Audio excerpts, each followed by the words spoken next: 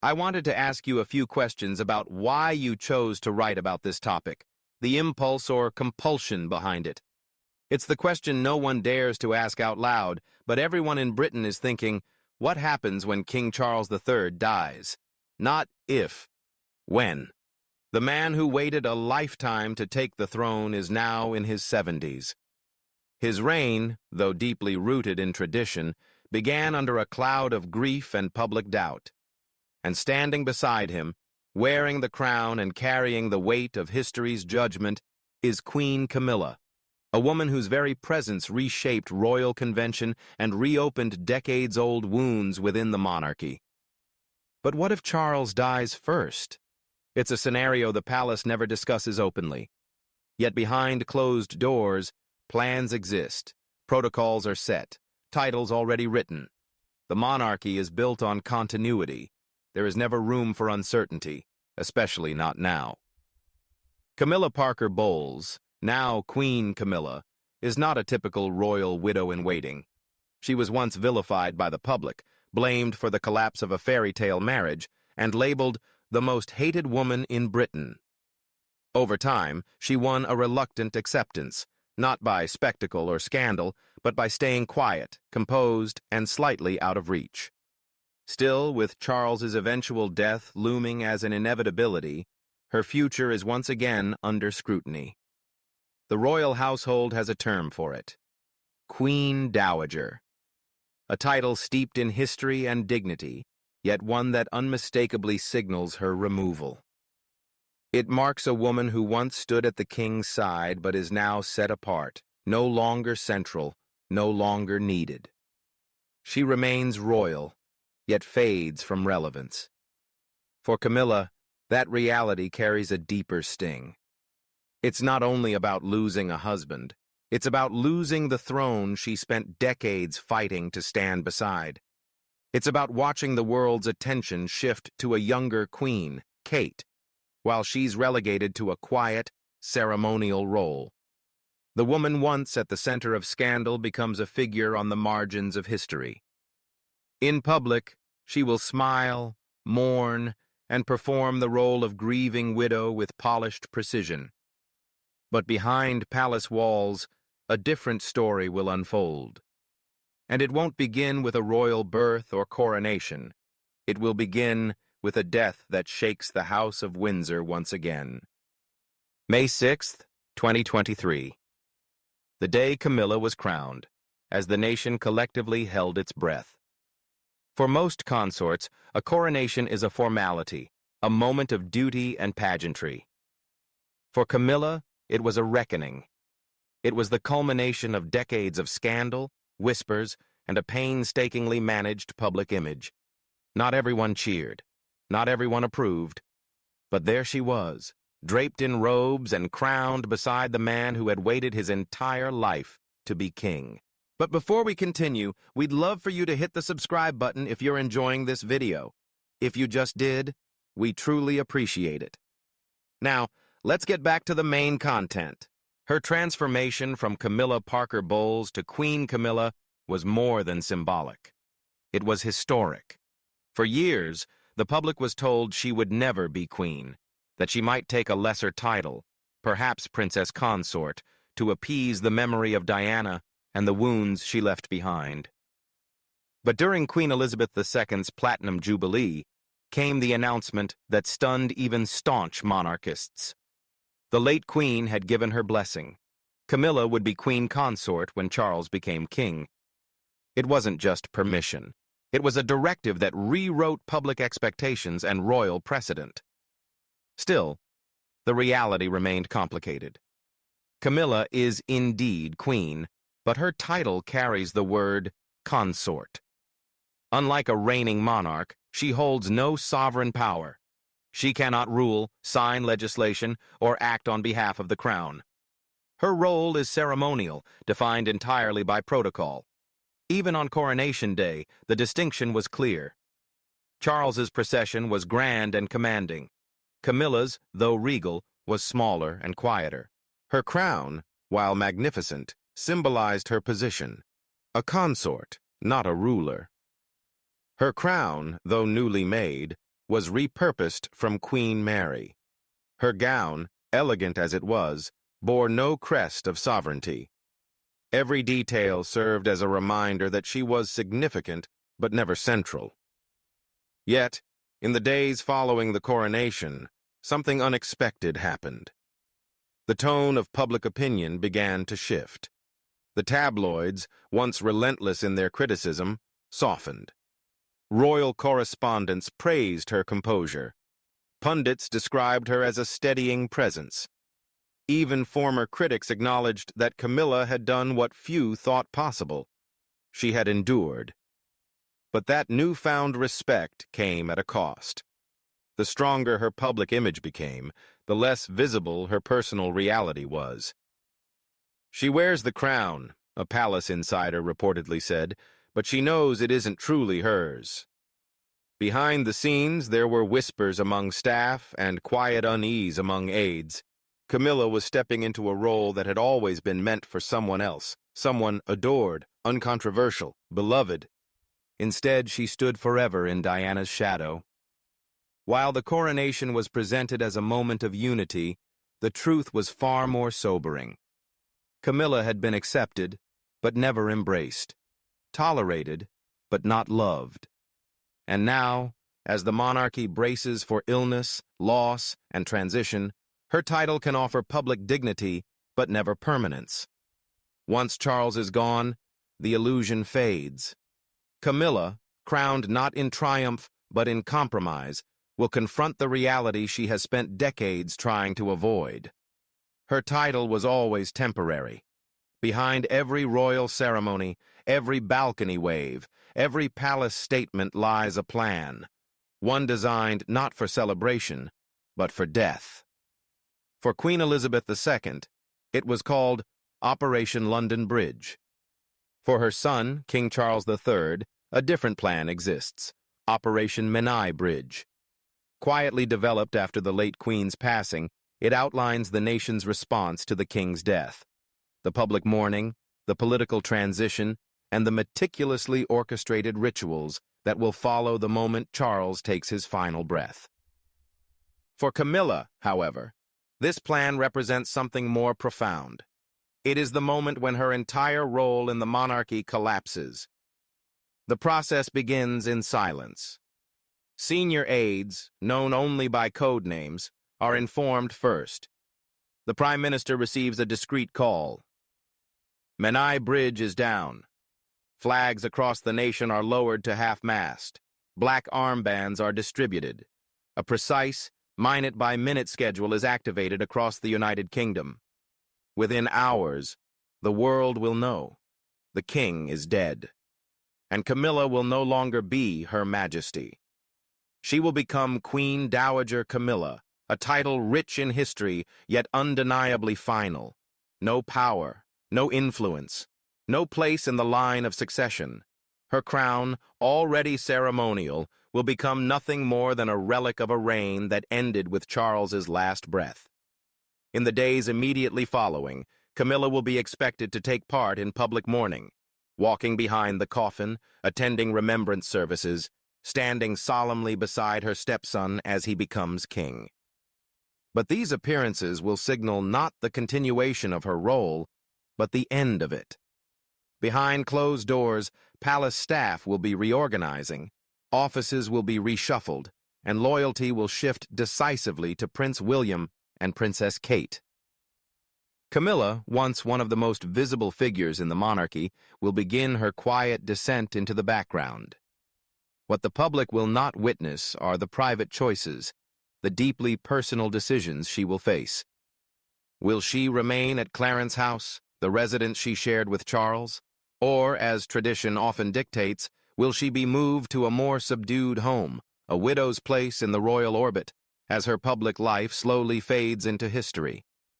There will be questions about where she will live, whether she will keep her staff, her security team, or her public funding.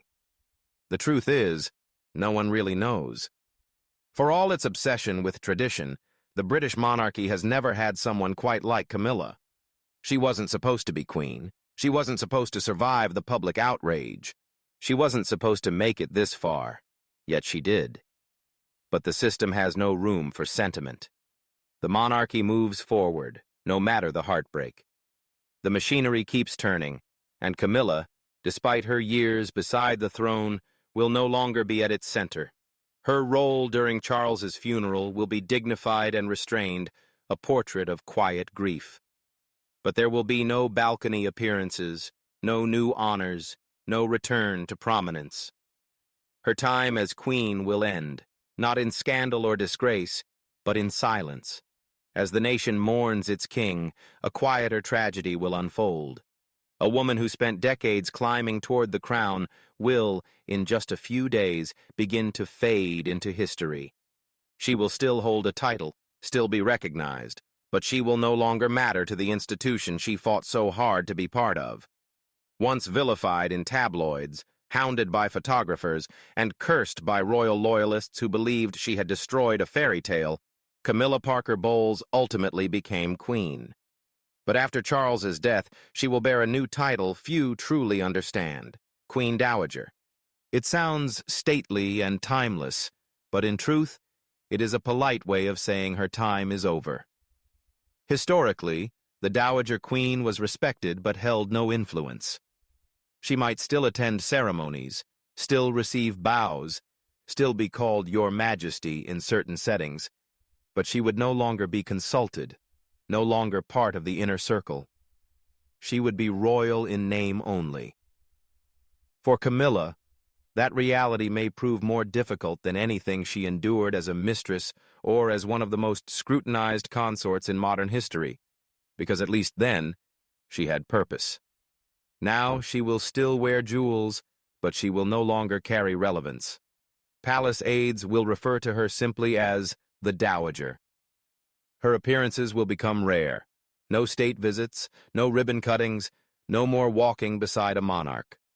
She will sit behind the heirs, behind Catherine, behind the crown she once wore. She'll be a relic, one former courtier reportedly said, a living reminder of an era the monarchy wants to leave behind. It won't be personal. It will be tradition. And tradition, in the royal family, is everything. Camilla may try to continue her charitable work, literacy programs, domestic violence advocacy, and other causes she quietly championed. But even these efforts will fade. Donors will turn their attention to Catherine. The media will follow youth, glamour, and the promise of the future. Camilla will simply slip into the past. Her transition won't spark outrage or protest. It will be met mostly with indifference. By then, she will be too familiar to be fascinating, too polarizing to be adored. She will have survived the storm, only to vanish in the calm that followed. There will be speculation about her future, whether she will remain at Clarence House or retreat to Ray Mill, her private country home far from London, far from cameras, far from the crown she once shared. Insiders say she prefers solitude. But solitude feels different when it follows quiet exile. This exile won't be formal.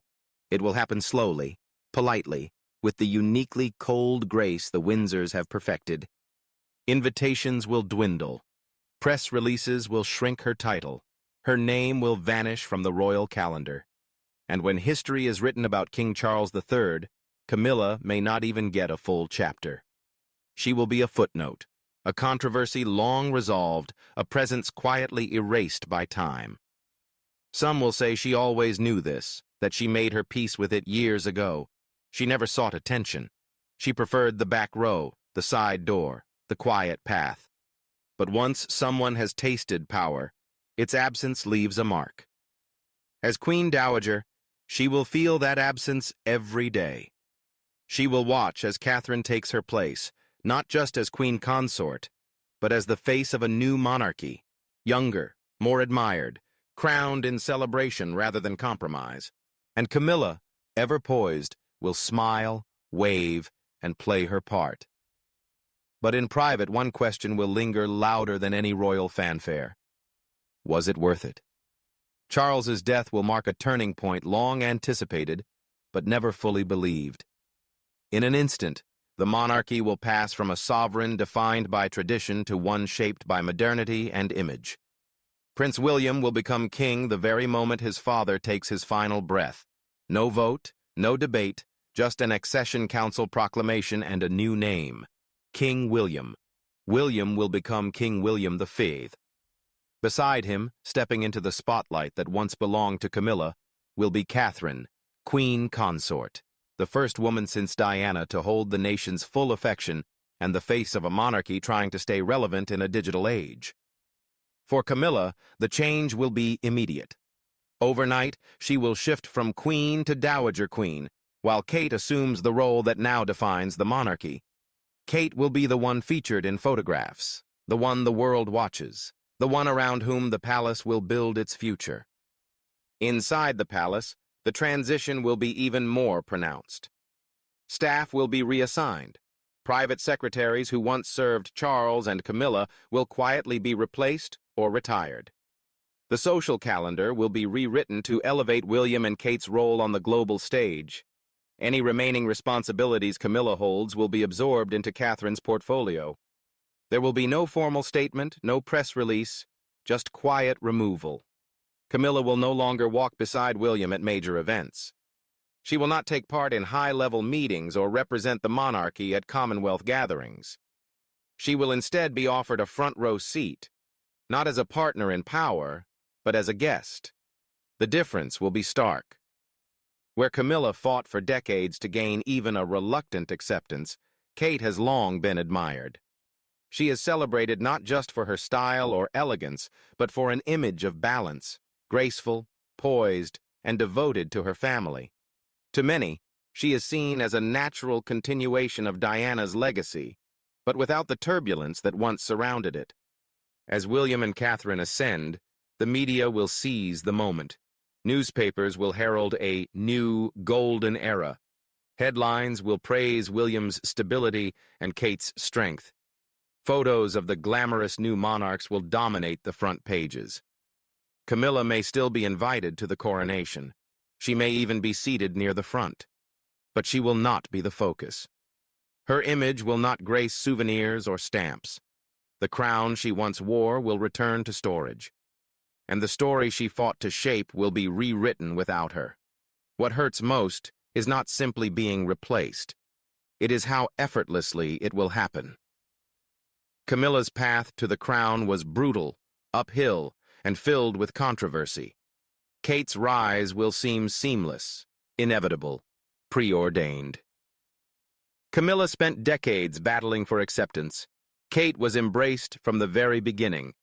Once the throne passes, the contrast will be undeniable. William will reign, Kate will shine.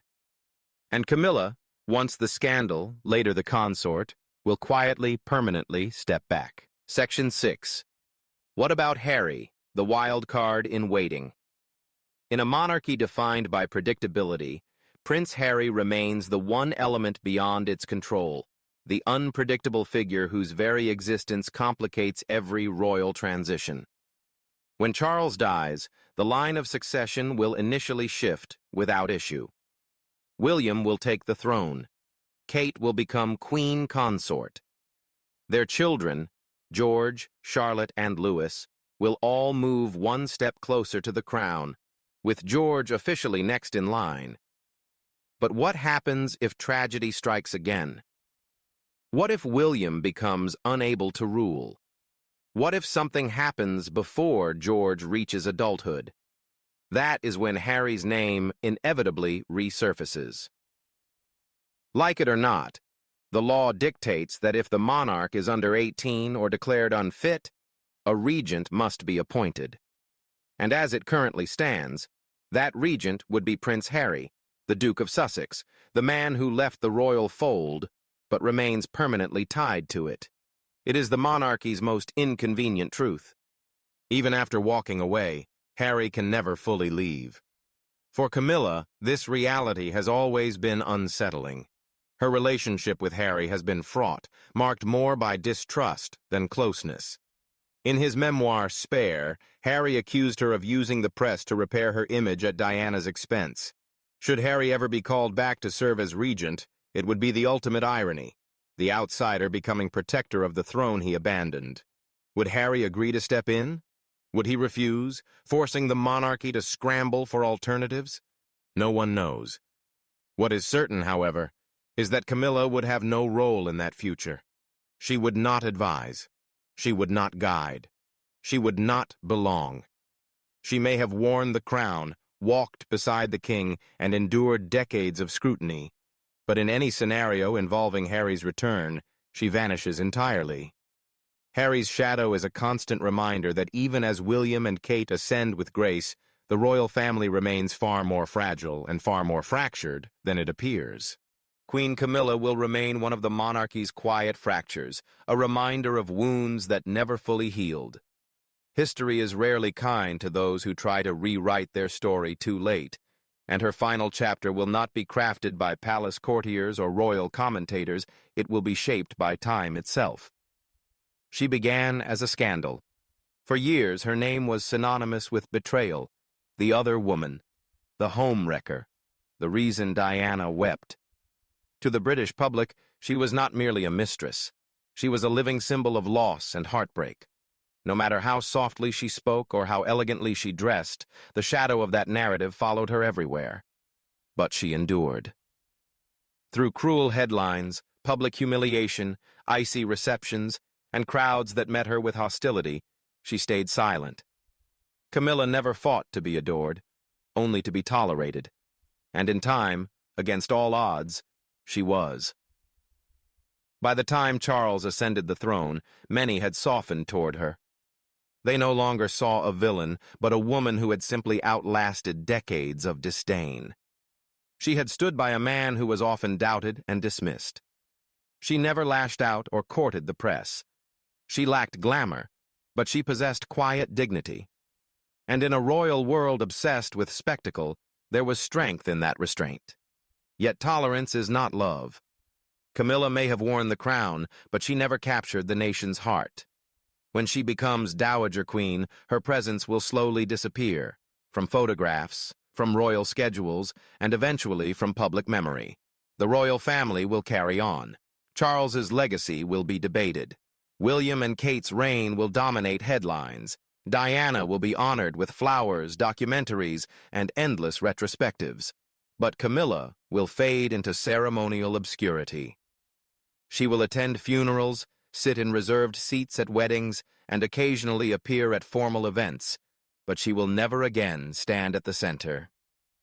Her name will not define an era, nor will it symbolize groundbreaking change. Instead, she will be remembered as a woman who wore the crown briefly, leaving behind more questions than lasting impact. The public will likely recall her as a complicated figure, controversial but not cruel, distant but not malicious. She was a survivor, not a revolutionary, a woman who stepped into a royal storm and, against every expectation, endured it. That may be the most honest legacy of all. Not every queen reigns. Some simply survive. Camilla's story was never about ruling. It was about standing close to power, close to the throne, close to the man she loved, and to the crown that was never truly hers. As her chapter closes, she will retreat into the background, neither disgraced nor celebrated, but quietly set aside. And there, in history's shadows, time will decide what is left of her story.